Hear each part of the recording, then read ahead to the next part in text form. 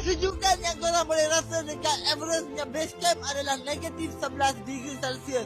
Kesejukan dekat atas Gunung Kinabalu adalah negatif 3 degree Celsius waktu malam.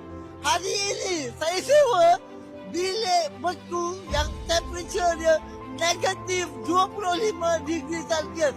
Hampir sama dengan base camp Everest. So, apa yang kita buat?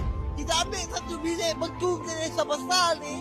Saya akan cleankan semua benda ni, everything kita akan keluarkan. Dan kita akan stay dalam ni selama 24 jam. Just untuk cabar diri kita sebab tahun depan kita nak buat projek-projek yang kena mengena dengan winter, dengan salji. So, ini adalah permulaan yang kita nak try. Negatif 25 Celsius. Susah gila nak duduk 30 minit kat sini pun susah gila. So, saya pun nak tengok projek kali ni. Saya minta maaf saya tak boleh nak cakap betul sebab saya baru habis operation. So, mulut saya melalut sikit. Okay, so jumpa korang di aplikasi merah esok pukul 6 petang. Bye!